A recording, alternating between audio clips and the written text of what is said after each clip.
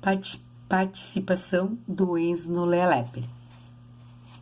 Olá! Eu comecei pelo título e não te dei um bom dia. Olha como o dia tá ensolarado hoje aqui. O sol tá batendo forte na janela do meu quarto.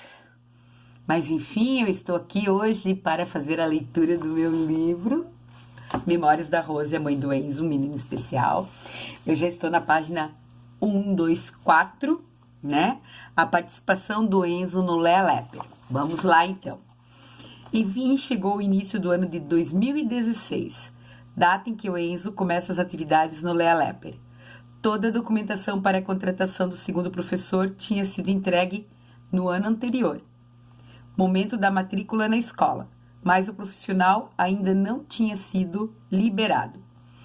Eu já sabia que isso iria ocorrer e tinha me programado para essa situação. Até fevereiro, o meu chefe ainda não tinha concedido o meu pedido de redução de carga horária.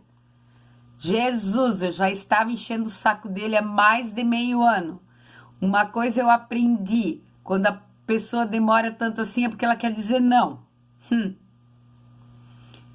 E naquela época eu ainda tinha esperanças que ele ia dizer sim.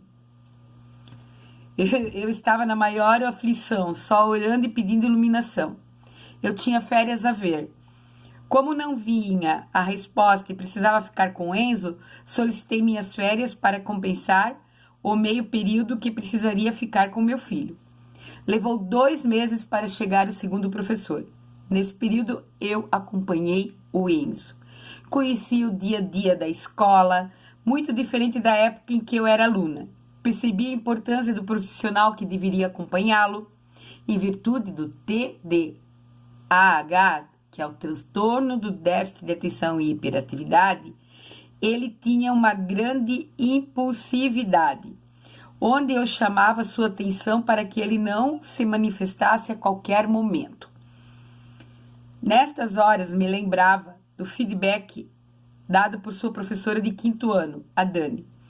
Ela me chamou e contou a dificuldade do Enzo em ficar quieto, a sua ânsia em querer sempre falar e interromper quem falava. Nestas ocasiões ela pedia para ele ficar quieto e dizia que no final ele teria tempo de expor as suas ideias.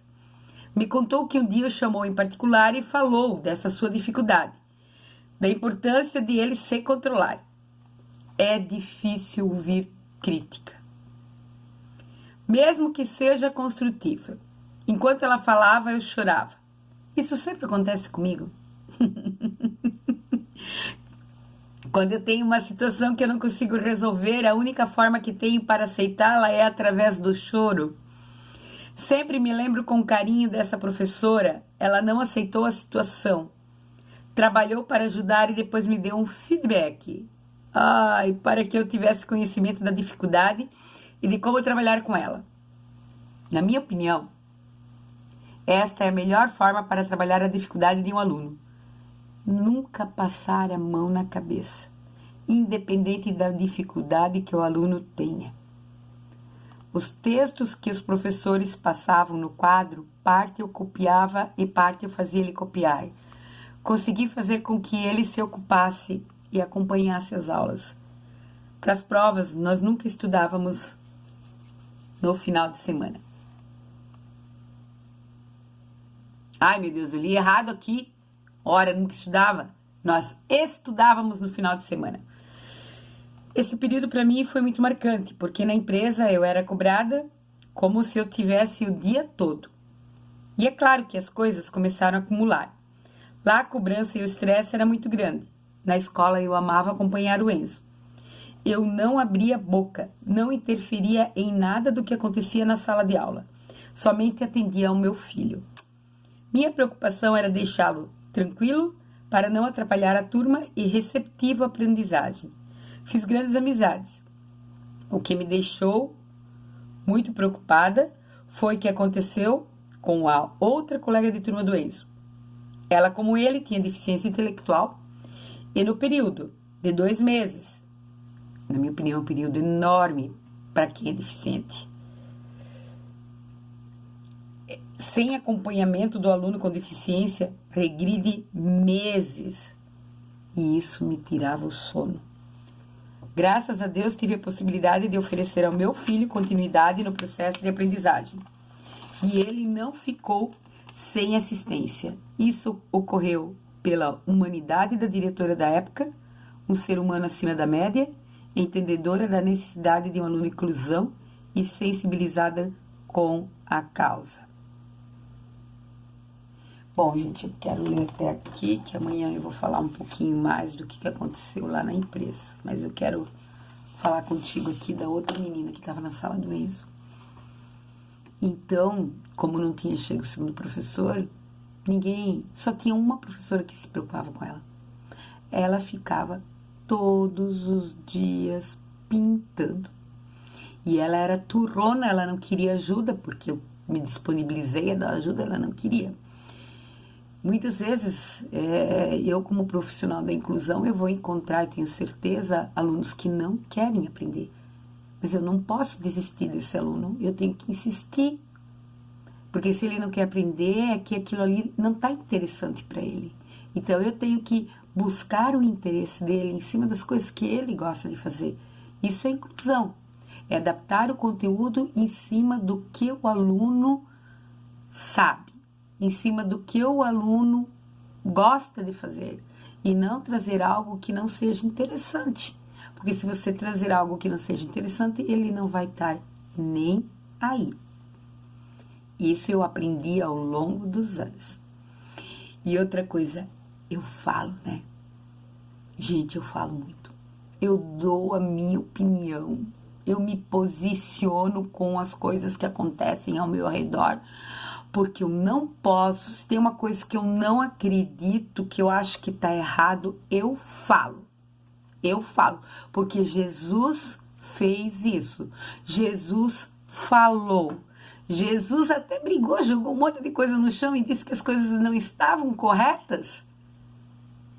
A igreja só queria saber de dinheiro naquela época. E olha, meu Deus do céu, ano vem, ano vai, a coisa não muda.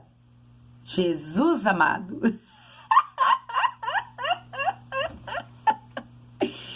Ai, Jesus, e eu não quis nem saber, quando o Enzo foi lá para a escola, eu disse assim, chefe, você ainda não disse se eu posso trabalhar meio período? Então eu vou pegar férias, mas eu vou estar meio período com o meu filho. Eu dei o meu jeitinho, e é assim que tem que ser, a gente lutar pelo que a gente acredita.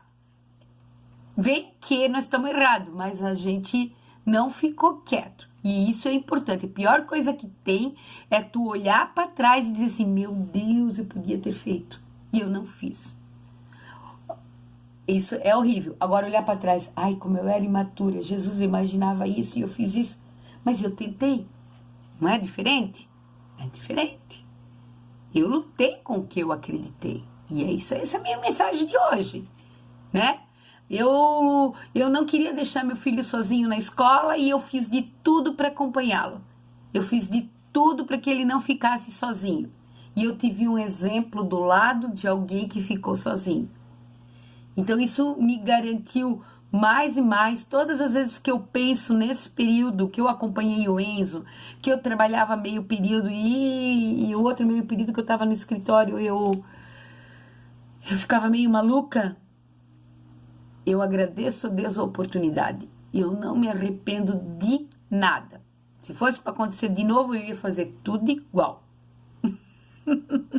Gostou da minha história? Todo dia eu leio um pedacinho do livro. Ainda não se inscreveu no seu canal?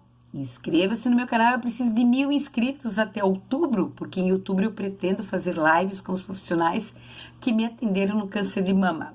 Amanhã eu vou continuar a relatar para você as minhas experiências lá no Lea Lepre. Grande beijo!